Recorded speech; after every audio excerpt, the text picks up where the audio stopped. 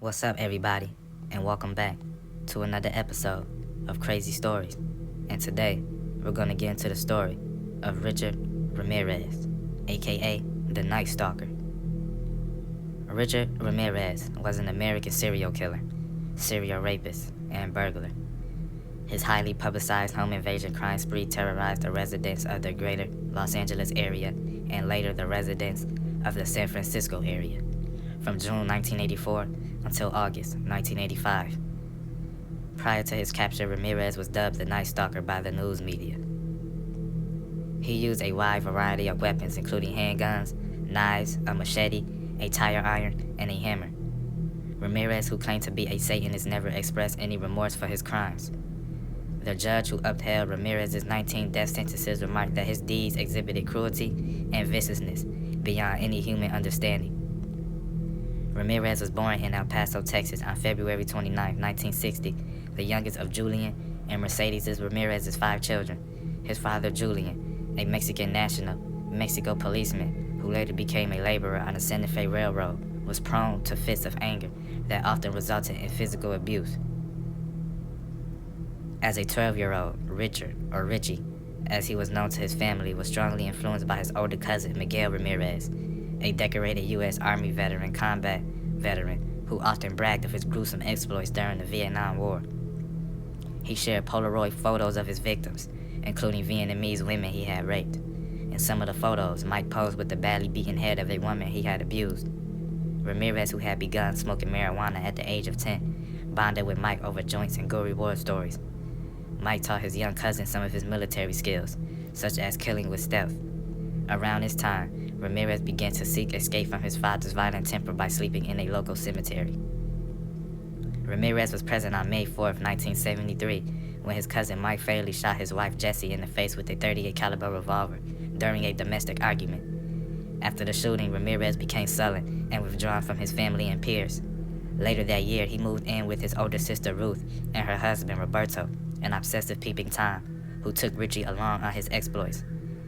Ramirez also began using LSD and cultivated an interest in Satanism. Mike was found not guilty of Jesse's murder by reason of insanity and was released in 1977 after 4 years of incarceration at the Texas State Mental Hospital. His influence over Ramirez continued. Ramirez began to meld his sexual fantasies with violence, including forced bondage and rape. While still in school, he took a job at a local Holiday Inn, where he used his passkey to rob sleeping customers. His employment ended abruptly after a hotel guest returned to his room to find Ramirez attempting to rape his wife. Although the husband beat Ramirez senseless at the scene, criminal charges were dropped when a couple who lived out of state declined to return to testify against him. Ramirez dropped out of Jefferson High School in the 9th grade. At the age of 22, he moved to California, where he settled permanently. On June 28, 1984, 79-year-old Jenny Venkai was found brutally murdered in her apartment in Glasso Park, Los Angeles. She had been stabbed repeatedly while asleep in her bed, and her throat slashed so deeply that she was nearly decapitated. Ramirez's fingerprints was found on a mesh screen he removed to gain access through an open window. On March 17, 1985, Ramirez attacked 22-year-old Maria Hernandez outside her home in Rosemead, California, shooting her in the face with a .22 caliber handgun after she pulled into her garage. She survived when the bullet ricocheted off the keys she held in her hands as she lifted them to protect herself. Inside the house was her roommate, Daly Yoshi, 34, who heard the gunshot and ducked behind the counter when she saw Ramirez enter the kitchen. When she raised her head, he shot her once in the forehead, killing her. On May 14, 1985, Ramirez returned to Monterey Park and entered the home of Bill Doy, 66, and his disabled wife, Lillian, 56. Surprising Doy in his bedroom, Ramirez shot him in the face with a .22 semi-automatic pistol as Doy went for his own handgun. After beating the mortally wounded man into unconsciousness, Ramirez entered Lillian's bedroom, bound her with thumb cuffs, then raped her after he had ransacked the home for valuables. Bill Doy died of his injuries while in the hospital. On August 30, 1985, Ramirez took a bus to Tucson, Arizona, to visit his brother, unaware that he had become the lead story in virtually every major newspaper and television news program across California.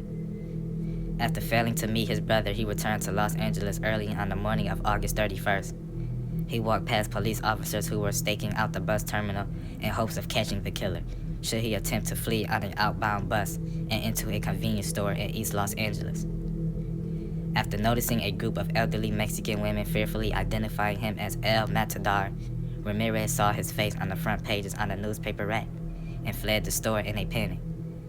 After running across the Santa Ana freeway, he attempted to carjack a woman, but was chased away by bystanders who pursued him. After hopping over several fences and attempting 2 more carjackings, he was eventually subdued by a group of residents, one of whom had struck him over the head with a metal bar in the pursuit.